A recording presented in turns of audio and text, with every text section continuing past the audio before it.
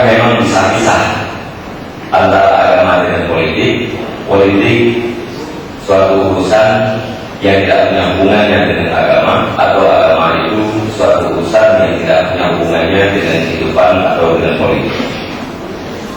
Maka dalam hal ini para hadirin dan hadirat, beda dan yang bahwa pemikiran yang memisahkan agama dengan seluruh lini kehidupan itu adalah pemikiran daripada orang-orang sekuler. Artinya agama itu hanyalah urusan pribadi-pribadi, tidak ada kaitan dengan sebuah kehidupan secara kolektif, atau tidak ada hubungannya dengan sebuah daerah pemerintahan atau dengan sebuah negara.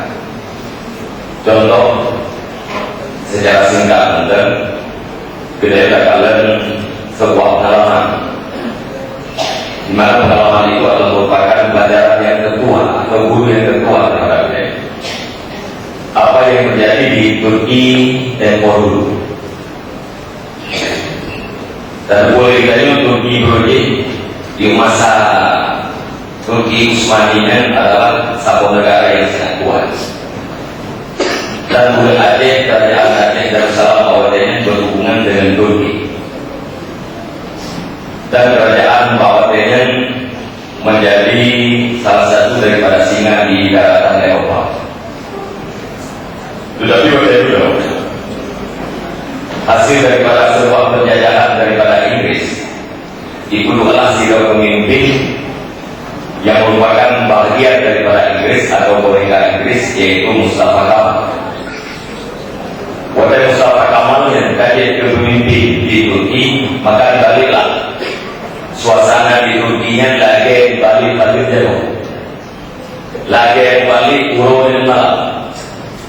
Dari dulunya Turki negara yang kuat, negara yang Islam, dibalik menjadi negara yang sekuler, di mana Mustafa Kamal bahwasanya melarang para wanita Turki berjilbab, tidak boleh berjilbab, kemudian menyalahkan sekularnya kiai-kiainan atau ini dia tersebut, kemudian baju yang digunakan dia sekular, baju imigrasi, kemudian kepada bulan agama yang tidak boleh untuk bersurban, tidak boleh pakai peci yang diwajibkan oleh pemerintah Turki bahwasanya topi biasa atau topi moris.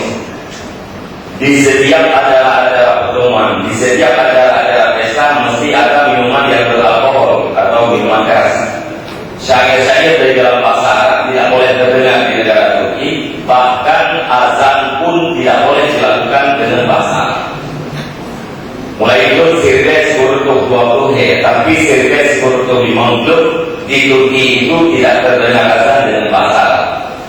Sementara di Sanjurnya kalau di dalam referensi ini yang didefinisikan sebagai azan itu adalah lafaz-lafaz yang telah dimasyhurkan, yaitu Allah Akbar hingga akhirnya. Sama dengan apabila azan bukan dengan lafaz yang telah masyhur itu tidak dikategorikan azan. Apabila itu tidak dikategorikan azan, berarti orang Turki mulai tahun 1923 sampai tahun 1950 yang berjumlah 27 tahun tidak pernah melakukan azan. Yang kejadian dengan di negara Turki, timbul sebuah pertanyaan, siapa yang melarang azan dengan bahasa Arab di Turki? Siapa yang melarang wanita Turki berjilbab? Apakah politik, apakah kekuatan politik, atau seorang Mustafa Kamal? Kalau memang seorang Mustafa Kamal yang melarang, dia tidak punya kekuatan untuk melarang atau membuat sebuah aturan di dalam sebuah negara. Tetapi itu adalah pasti gara-gara kekuatan politik yang disandang oleh Mustafa Kamal. Itu bertanda di dalam sebuah negara yang demokrasi, kekuatan yang paling kuat itulah kekuatan politik. Kekuatan yang paling kuat adalah kekuatan politik. Apabila kekuatan politik itu disandang oleh politisi yang baik, maka kekuatan itu akan digunakan pada kebaikan. Sebaliknya, apabila kekuatan politik itu disandang oleh politisi yang jahat, maka kekuatan politik itu akan digunakan pada yang kejahatan. Maka karena ini, para agamawan, orang-orang yang baik-baik harus berkumpul, harus membikin sebuah pergerakan untuk mendapatkan sebuah kewenangan, lantas mempergunakan sebuah kekuatan kepada arah yang lebih baik. Tanpa kewenangan, kekuatan itu sia-sia.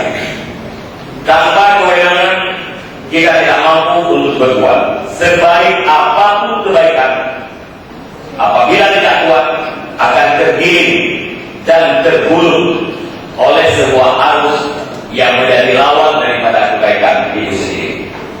Kabur, tetapi hanya kuat arus budaya yang akan tergiring oleh arus kejahatan yang tidak kuat. Whatever di Turki, tak kalah yang menjadi pimpinan ini adalah Erdogan, membolehkan wanita Turki berjilbab. Kemudian suasana di Turki hari ini lebih Islami.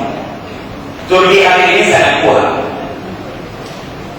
Dia sanggup membantu sejumlah negara yang kadang-kadang Eropa tidak sanggup untuk membantu. Dan terbukti pada malam kudeta beberapa minggu yang silam, arus yang dibangun oleh Erdogan itu benar-benar kuat. Masa rakyat dengan badan yang kosong sanggup menggagalkan sebuah kudeta. Hanya dalam waktu 10 menit tumpah ruah rakyat Turki di jalan-jalan untuk membackup apa yang ingin dilakukan oleh orang-orang yang bermaksud mengkudetakan Erdogan. Juga pertanyaan yang sama, siapa yang membolehkan wanita Turki berjilbab ini? Apakah Erdogan atau sebuah kekuatan politik? Jawabannya tetap sama, kekuatan politik yang disandang oleh Erdogan. Dengan sebabnya mampu dia berbuat terhadap rakyat di dalam ekonominya, di dalam sosial budayanya, bahkan di dalam kekuatannya. Hari ini Turki sangat kuat. Yang kejadian dengan Turki yang para hadirin dan hadirat adalah sebuah pengalaman. Pengalaman itu adalah guru yang kedua terhadap budaya Batak. Sementara Aceh dulunya adalah kerajaan Darussalam. Kerajaan Aceh Darussalam. Sering saya katakan, termasuk dalam salah satu daripada 5 negara superpower. Artinya Aceh diperhitungkan di dunia. Kekuatan Aceh diperhitungkan dengan segala lini kekuatannya. Artinya apa? Aceh ini sudah pernah berjaya. Hari ini Aceh sama seperti provinsi-provinsi yang lain, yang seharusnya sebagaimana Turki, sebuah negara yang sudah pernah berjaya, kemudian terjadi sebuah hal yang sangat tidak diinginkan, seharusnya bangkit kembali sebagaimana Turki hari ini bangkit kembali dari keterpurukannya. Selayaknya Aceh pun harus demikian. Apabila Aceh tidak bangkit, itu bertanda ada sesuatu di antara kita, ada sesuatu masalah yang sedang terjadi, yang seharusnya harus bangkit. Sebenarnya apabila kita berideologi kedekatan, Bambang Wilayah harus kompak untuk membuat sebuah pergerakan untuk memperkuat arus kebaikan dan perbaikan.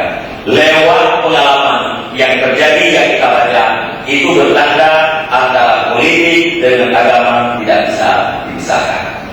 Sementara apa yang terjadi di antara kita, masing-masing kita bisa melihat dan bisa membaca. Satu. Yang kedua, apa benar ulama itu tidak boleh jadi pemimpin?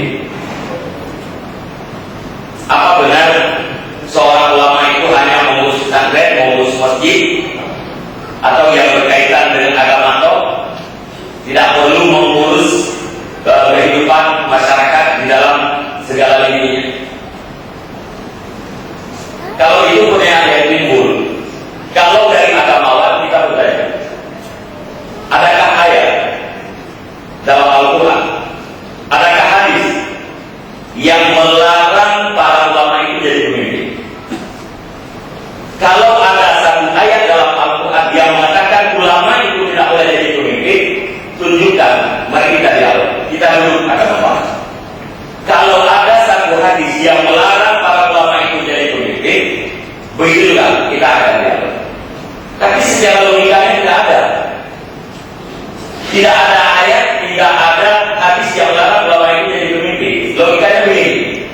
Mungkin katakan, lamanya ayat dalam Al-Quran ini yang dikabli Allah Ta'ala ulama jadi pemimpin. Seolah-olah Allah Ta'ala memberitahu. Gak ada para ulama-ulama. Beda dulu untuk pemimpin. Baik itu awal-awalnya ngomong. Baik itu udah jadi gak ada yang alim-alim, yang ulama-ulama itu beda dulu untuk pemimpin. Munyanya yang juga gampanglah tidak logis. Begitu juga mudah-mudahan ada hadis yang melarang ulama itu jadi pemimpin, seolah-olah Rasulullah mengatakan juga demikian. Kata para ulama-ulama itu beda dulu untuk pemimpin. Baik itu awal-awalnya yang preman-preman. Tidak mungkin. Sementara ayat yang menyatakan tentang kepemimpinan sangat banyak. Yang menyentuh dengan kekhilafan, yang diartikan dengan pemimpin. Yang biasa saya sampaikan. Wa irqala rabbuka lil malaikati ini ja'ilun fil ardi khalifah. Qalu atajalu fiha ma yusiru fiha wa yasfiku dima wa nahnu nusabbihu bihamdika wa nuqaddisulah. Persoalan kita pada kata-kata khalifah ini ja'ilun fil ardi khalifah. Saya akan menjadi seorang khalifah di dalam bumi. Khalifah itu ditafsirkan oleh Al-Tabari. Khalifah yang dimaksudkan di dalam ayat adalah Sayyidina Adam alaihissalam. Wa man qama maqamahu bi ta'atillah wal hukmi bil adli bil khalqi. Dan orang-orang yang berposisi pada posisi Nabi Adam tentang ketaatannya terhadap Allah Subhanahu wa taala dan menghukum dengan keadilan terhadap seluruh makhluk Allah. Jadi yang menjadi pemimpin khalifah yang dimaksudkan ayat pertama adalah Nabi Adam. Yang kedua adalah orang-orang yang taat, yang punya ilmu, mampu menghukum dengan keadilan dan rahmat Allah Subhanahu wa taala. Nah, ulun yang jauh yang ayat tak betul, tapi mukanya ini dalam ayatnya itu sangat berbahaya. Nah, ulun yang betulnya ayat tak betul, hadis tak betul, tapi hadisnya mana Allah itu ungkapan yang sangat berbahaya. Seolah-olah hari ini di era kita